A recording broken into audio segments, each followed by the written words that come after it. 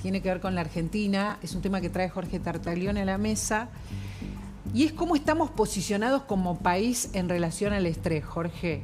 ¿Cómo está la Argentina posicionada, o los argentinos, en relación al estrés? Contanos. Hay un trabajo que se publicó la semana pasada que muestra que lamentablemente la mitad de los argentinos percibimos que nos sentimos ansiosos y estamos con un poco de estrés.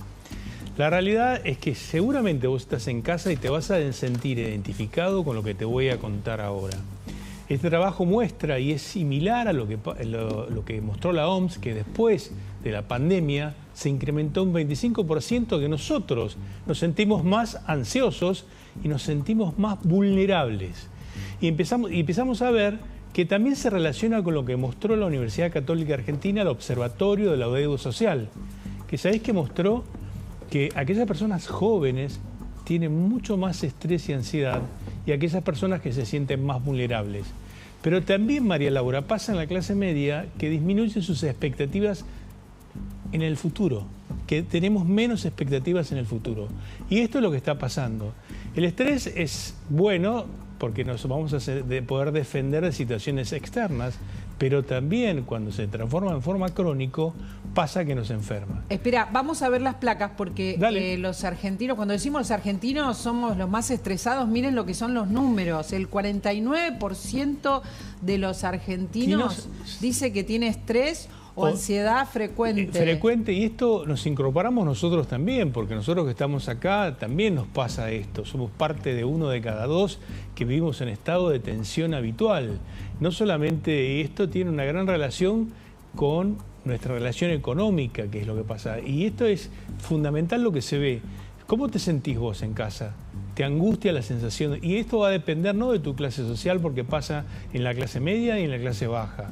50%, la mitad de la población siente esa vulnerabilidad. Y te voy a contar algo. En el año 2001-2002 hicimos un gran trabajo que mostró que esto se sufre y tiene una relación muy fuerte con la enfermedad cardiovascular. Claro. Ese año la crisis económica incrementó la tasa de infarto en toda la República Argentina. Y vos lo conocés porque lo hemos visto. Porque el estrés sostenido en el tiempo enferma. Exacto, lo que acabo de decir es eso. Si vos estás continuamente en una situación de defensa, lo que vas a sentir es una situación en la cual se te va a enfermar. Y se enferma tu corazón y ¿sabés con qué se manifiesta? La primera manifestación es el insomnio, que no dormís correctamente. A ver, tenemos otra placa más, mira, para compartir sobre qué es el estrés. Tenemos una mosca que está por acá. Te veo, está estresando. Mucho. Te está estresando, te da vuelta. Para mí le gusta mucho mi maquillaje porque se me está pegando. Fíjense lo que es el estrés, ¿no? Ahí tenés, fíjate, yo te la muestro. Es una respuesta biológica automática ante una demanda que amenaza. Vos tenés aumento de la frecuencia cardíaca, aumento de la presión arterial, se te libera cortisol. El estrés agudo te protege, pero cuando se transforma en crónico, esto te enferma.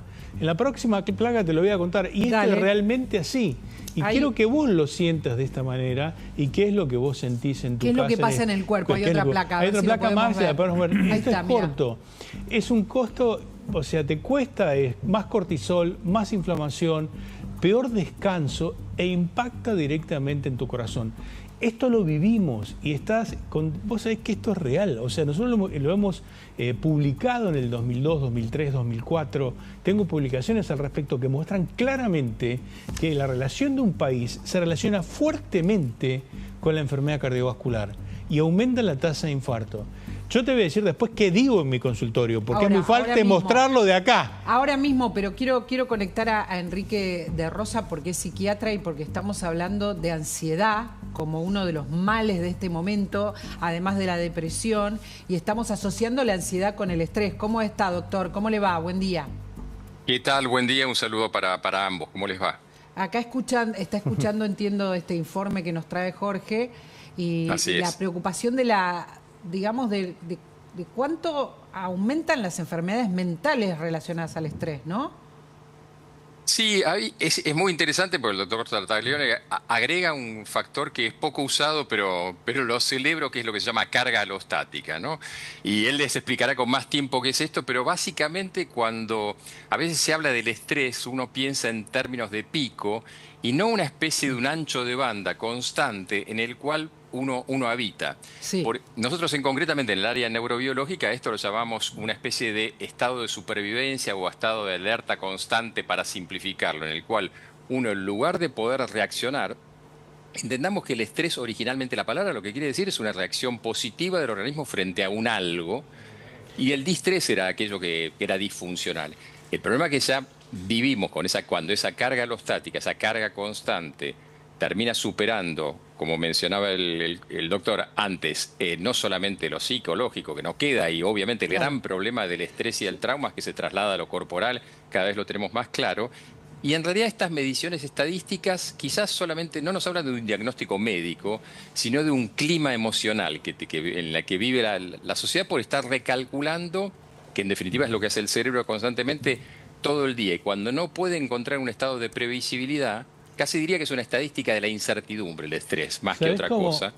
¿Sabés cómo yo describo la carga alostática? Como una olla a presión, que vamos sumando presión a lo largo del tiempo y de golpe esa olla a presión nos enferma. Y eso es la carga alostática, que es constantemente tenés esa sensación de defensa constante, te termina enfermante. Claro, enfermando. No es un pico, dice Enrique. No es agudo, es crónica. Decirlo. Es sostenido, ¿no? Es sostenido y en algún momento se suelta. Hay que, perdón la interrupción, pero justamente una cuestión es que es lo que es el estrés agudo y crónico. La cronicidad es la persistencia de esa respuesta de alerta. El otro tema es cuando en un clima social, y por favor separemos lo de la política, ¿no? Pero un clima social en el que normalmente estamos en esto que yo decía, en un estado de alerta. ¿Qué era y por qué el pasado? ¿Qué es el modo de supervivencia? El modo de supervivencia es el que heredamos de nuestros ancestros muy lejanos para sobrevivir, que eso es la respuesta. Ese sistema nos servía para huir, para pelear, para escapar, para aumentar la presión. Todo el área que domina el doctor, el aparato cardiovascular, nos permitía tener la presión sanguínea y todo para poder reaccionar. Ahora, cuando ese estado de alerta se basa no sobre nada, sino sobre una cuestión intrapsíquica, directamente esa presión de la cual hablaba el doctor, está constantemente esa olla a presión funcionando. Y ahí ya deja de ser funcional, porque como cualquiera sabe que usa olla a presión, termina quemando, termina alterando todo, no cocina. El estado de cocción ideal sería el estrés saludable. Claro. El estado de cocción disfuncional sería esa olla de presión del doctor, pero cuando ya se nos pasó y se vive quemando. Exacto. Enrique, lo que vos decís es claro. El hombre prehistórico pisaba una víbora y lo que hacía o algo, se dilataba la pupila porque tenía que ver bien, orinaba para marcar el terreno, tenía una vasodilatación enorme en las piernas y en los brazos para poder correr y defenderse. Imagínate eso si lo tenés en forma crónica. En realidad termina enfermando. Y esto es un poco... Por ahí vos en casa me decís, bueno, ¿yo qué hago con esto? ¿Cómo trabajo con esto? Porque vivo de esta manera, tengo problemas. Y se relaciona mucho con la relación económica. Lo que ha visto la Universidad Católica con este tema es que tiene una gran relación de incertidumbre futura, de cómo voy a vivir mañana, cómo voy a pagar mi ¿Cómo resolvemos ¿Cómo esta resuelvo? Cuestión? Les pregunto a los dos, porque estamos hablando de números que preocupan, porque además la gente que se enferma no puede trabajar, ya que estamos hablando de esto, no solo por una cuestión productiva, ¿no? Y también por una cuestión humana, antes que nada. Pero también la cuestión productiva. Digo, ¿hay políticas públicas que hay que tomar si estamos tan estresados?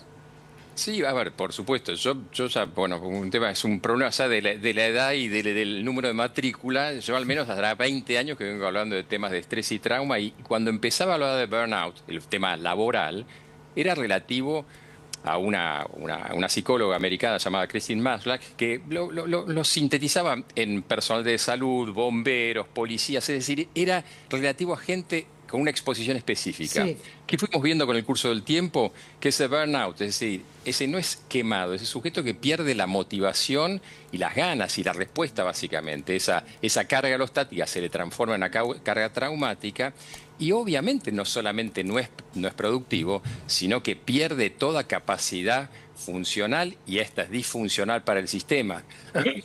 Por eso, ahora esto lo vemos. Por eso la pregunta, más allá de los diagnósticos de las causas, que creo que las hemos explicado y cómo funciona, ¿qué hay que hacer? Mira, yo te voy a decir lo que yo hago. En el burnout, en realidad, hay cantidad, por eso lo mencionaba, hay cantidad de protocolos que uno lo ha implementado en empresas y demás, pero digamos que se emplean hace mucho tiempo a quienes quieran implementarlo, y tiene mucho tiempo a quienes quieran implementarlo, y tiene que ver con cambio del ambiente laboral, de prevención temprana del desgaste. El gran problema es que en general la gente se entera cuando ya está el sujeto quemado. Cuando ya está el burnout, claro, mira, por supuesto, Jorge. Yo atiendo todos los días.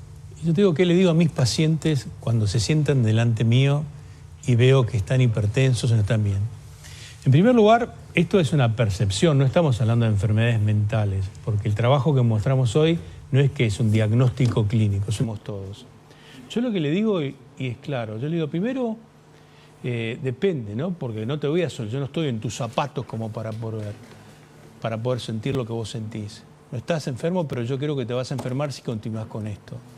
Primero lo que le digo, aprender a decir que no. Y esto es para todos. Aprender a decir que no. En segundo lugar, lo que les digo, y esto lo hago diariamente, ponete en agenda. ¿Cuánto vos te pones en agenda? Si yo te miro tu agenda, el trabajo la tenés completa. ¿Cuánto vos te pones en agenda? Tercero, vos le digo, a vos mismo. A vos algo mismo. Que te dé placer. Algo que te dé placer. Hacé bien lo tuyo. Hacé foco solo en lo que puedas controlar. Y esto para mí es muy importante, porque yo no puedo controlar la reforma laboral, pero sí puedo controlar cómo yo percibo eso. En cuarto lugar... ¿Cómo haces para controlar lo que percibís? Claro, bueno, tener un poco... Es imposible. Pero lo puedes hacer. Si yo veo que hay cosas que no puedo controlar, yo no puedo controlar el resto, voy a tratar de enfocarme en lo que yo puedo controlar. Okay. Pero estas son cosas prácticas básicas, que no es una autoayuda, es lo que yo les digo a mis pacientes. Segundo, tener gratitud. Yo tengo que tener gratitud. Yo tengo que tener gratitud de estar acá con vos y poder comunicar diariamente cosas de salud. Esa es la gratitud que yo me puedo llevar de un día feriado, estando acá con vos, y decir, esto estoy ayudando a alguien con lo que estoy haciendo.